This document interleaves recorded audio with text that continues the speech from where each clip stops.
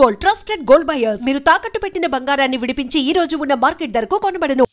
అంకిత నాయుడు ఎందుకు సోషల్ మీడియాలో ఫేమస్? ఎలా? సో అంతకు ముందు వరకు అంకిత నాయుడు అంటే తెలీదు. ఆఫ్టర్ మ్యారేజ్ నా పాస్ట్ లో నేను మ్యారేజ్ చేసుకున్నాను. ఆ టైంలో సో బాగా వైరల్ అయిపోయింది ఆ వీడియో అనేది. ఒక ట్రాన్స్ ఒక అబ్బాయి బాగా మ్యారేజ్ చేసుకున్నారు పబ్లిక్ లో అనేది చాలా ఫేమస్ అయిపోయి వైరల్ అయిపోయింది ఆ వీడియో. దాని తర్వాత మా కమ్యూనిటీ నుంచి స్నేహ గారు నన్ను ఇంటర్వ్యూ చేశారు. దాని తర్వాత సో సో సో చాలా మంది చేశారు, చూసాను ఇంటర్వ్యూ, చూసాను మీ కపుల్ ఇంటర్వ్యూ అప్పుడే దానివల్ల ఫేమస్ అయిపోయారు. చాలా. ఇప్పుడు నార్మల్గా మ్యారేజెస్ అంటే మీరు ఎందుకు నమ్ముతున్నారు? ఎందుకంటే మీ దాంట్లో ఎవరి లవ్ కూడా సరిగ్గా సక్సెస్ అయింది లేదు. అవునండి. ఎవరో ఒక అబ్బాయి రావడం, మోసపోవడం, కొట్టడం, తిట్టడం, చంపడం ఇలాంటివన్నీ జరుగుతూనే ఉంటున్నాయి. అవునండి. కానీ మీరు ఎందుకు నమ్మి మళ్ళీ మ్యారేజ్ చేసుకున్నారు? అండ్ మీ ఇంటర్వ్యూ నేను చూసినట్లయితే మీరు ఒకరి మీద ఒకరు చెప్పుకున్న ప్రేమను కానీ ఇది కానీ ఇప్పుడు రియల్ జంటలు కూడా అంత ఉండరేమో, అలా ఉండేవాళ్ళు. సో నరదిష్ట అంటారు కదా, మేబీ అది కూడా కొంచెం అయి ఉండొచ్చు. సోషల్ మీడియాలోకి వచ్చిన ఏ కప్పులు కూడా అంత త్వరగా కలిసి ఉన్నట్టు ఏమి ఉండదు. మేబీ ఒక కపుల్ అంటే నాకు తెలిసి గుట్టుగా ఉండి ఆ ప్రేమను అక్కడే చూపించుకోవచ్చేమో. బట్ నేను వైరల్ అయిన తర్వాత నా మొత్తం నా లైఫ్ మొత్తం అంటే యూట్యూబ్లోకి వచ్చేసాను. నేను యూట్యూబ్కి వచ్చి నా లైఫ్ స్టైల్ మొత్తం అందులో పెట్టాల్సి వచ్చింది. ఆ టైంలో ఏంటంటే ఏదో ఒక కంటెంట్ అనేది ఒక వీడియో రూపంలో నేను మెసేజ్ ఇవ్వడం అనేది జరిగింది. సో అదైతే కావాలని చేసింది కాదు, అంతే బాండింగ్ ఉండేది ఇద్దరి మధ్యన. సడన్గా కొన్ని రీజన్స్ వల్ల విడిపోయాం.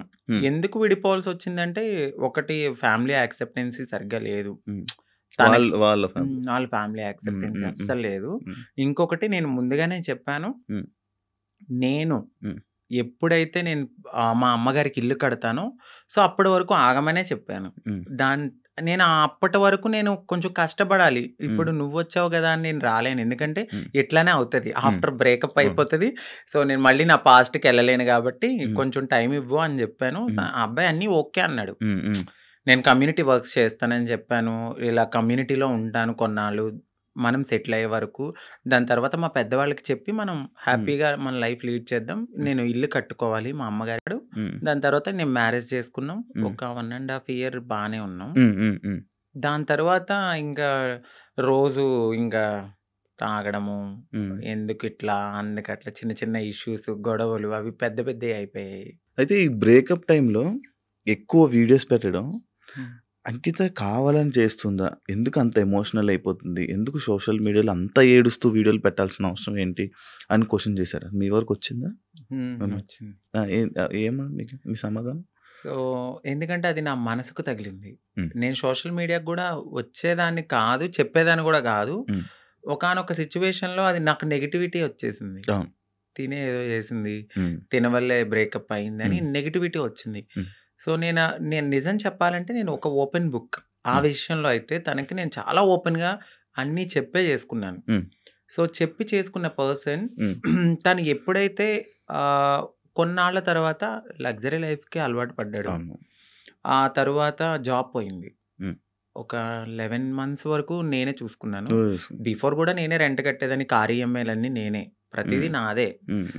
ఆయన జాబ్ చేసుకుని వాళ్ళ ఫ్యామిలీని చూసుకునేవాడు. సమ్ టైమ్స్ ఎప్పుడైనా రెస్టారెంట్స్ అట్లకి వెళ్ళినప్పుడు ఖర్చు పెట్టే అతను. 11 months అనేది జాబ్ పోయింది. ఇంకా నాకు ప్రెషర్ ఎక్కువైపోయింది. ఇటువైపు ఇల్లు కట్టిన ఒక గోల్డ్ ఉంది అక్కడ, అదంతా విడిపించాలని చెప్పి నేను తనకు ముందే చెప్పాను. సో డ్రింక్ చేయడము, ఇదే విషయంలో గొడవ అవ్వడము. దీనికి ముందే నాకు తెలియదు, రీసెంట్గా తెలిసింది. నన్ను మ్యారేజ్ చేసుకున్న 3 monthsకే వేరే అమ్మాయిలతో కూడా ఉన్నారని చెప్పారు. సో ఆ రికార్డ్స్ కూడా నా దగ్గర ఉన్నాయి. బట్ నేను ఎందుకంటే అంతా అయిపోయిన తర్వాత మనకు అనవసరం అనిపించింది.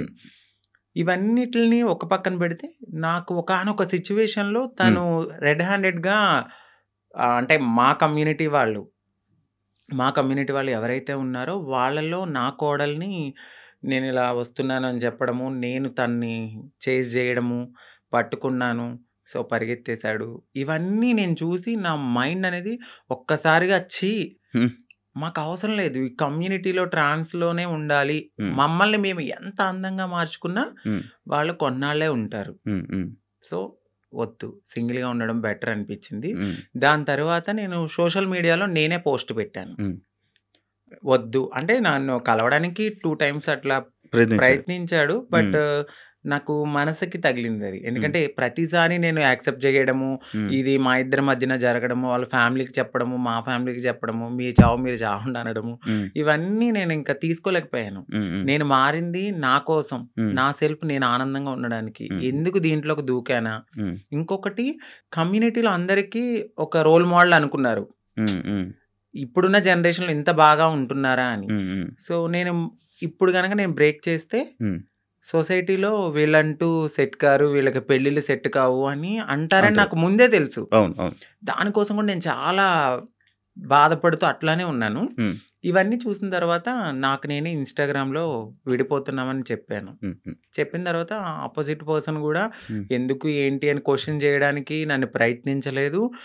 నేను వీడియోస్ డిలీట్ చేసేసాను. తను కూడా అప్పటికే వేరే అమ్మాయితో లవ్లో ఉన్నాడు.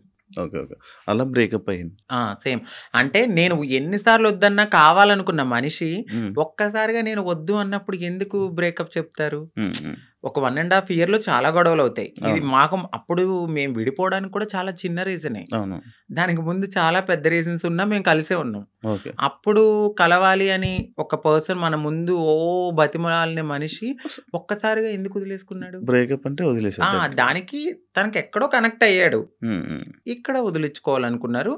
తను కూడా ఏం చేశారంటే అక్కడ అమ్మాయిని కనెక్ట్ అవ్వడానికి కమ్యూనిటీలో ఎవరితోనో రిలేషన్ కి పరిగెత్తినట్టుగా నన్ను నమ్మించాడు. సో అక్కడ నా మనసు బ్రేక్ అయిపోయింది. తర్వాత తెలిసింది ఇలా జరిగాయి కాదు. అప్పుడు మరి ఫేస్ మీద దెబ్బలు కొట్టడం అవన్నీ ఏవో ఉండే కదా, దెబ్బలు ఉండే ఫేస్ మీద, ఏవో దెబ్బలతో ఒక వీడియోస్ ఉండే, అవేంటి అవి ఆయన కొట్టినవా లేకపోతే ఏం జరిగింది? అది ఇక్కడ దెబ్బలు తగిలింది అంత ఫేస్ సంథింగ్. ఆయన అయితే కొట్టలేదండి. సో అది అబద్ధము. ఇక్కడ దెబ్బ తగిలింది అనడానికి నేను అప్పుడు ప్రతిసారి మన ఐబ్రోస్ చేయించుకోవడానికి స్క్రబ్బింగ్కి వెళ్ళేదని. ఆ టైంలో నాకు అది రిఫ్లెక్ట్ అయింది అంతే. ఈ ఫేస్ ఇంత అందులో ఏడ్చి ఫుడ్ లేదు కానీ అది కొట్టేశారేమో, ఇబ్బంది పెట్టేశారేమో, ఇది అయిపోయిందేమో అని అనుకుండే. ఆయన ఏం కొట్టలేదు. మీకు అదే ఫస్ట్ లవ్?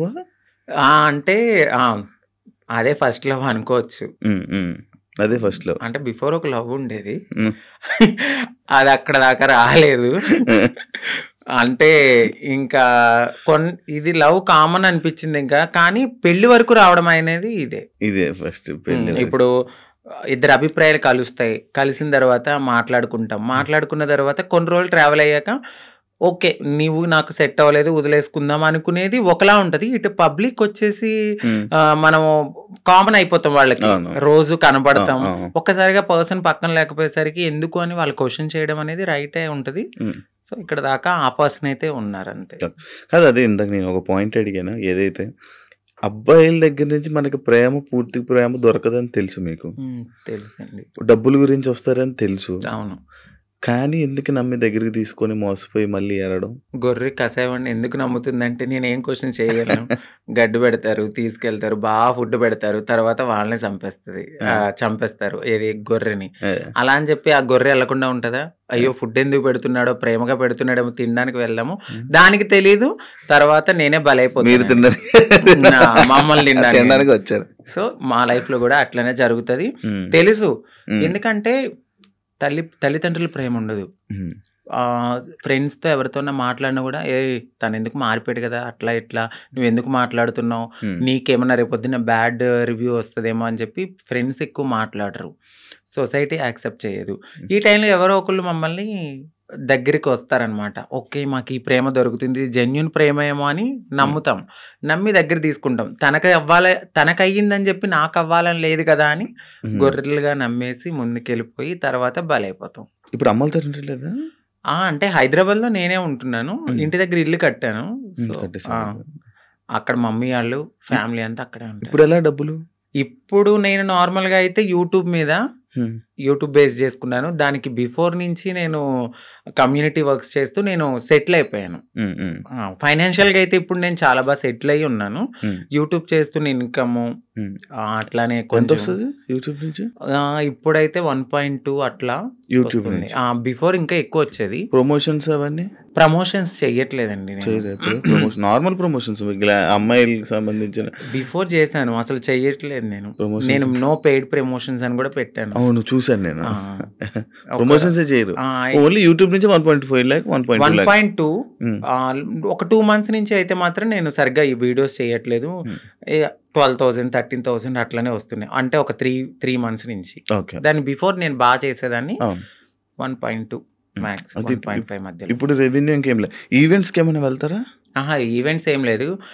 ఇప్పుడు నేను షాప్ ఓపెనింగ్స్ అట్లా ఏదైనా జరిగినప్పుడు కొంచెం నాకు తెలిసిన వాళ్ళు విఐపీస్ కానీ వాళ్ళకి కానీ దిష్టి తీయడము, లేదంటే వాళ్ళ ఇంట్లో ఎవరైనా పుట్టారు అంటే బ్లెస్సింగ్స్ కానీ నన్నే పిలుస్తారు. అక్కడికి వెళ్ళినప్పుడు బాగానే ఇస్తారు. 51 ఓకే 51 అంతే. 31 ఓకే. మొత్తం మంత్లీ ఓవరాల్గా ఇప్పుడైతే నా ఇన్కమ్ 1.2 అంతే. అంతే మొత్తం అన్ని కలిపినా కూడా అంతే అంతే, అంతకు మించి చెప్పట్లేదు లేదు సార్, అంతే అంతే. ఓకే. అంటే ఆ టైంలో నేను సేవింగ్స్ ఎక్కువ చేసేసాను బాగా. ఓకే.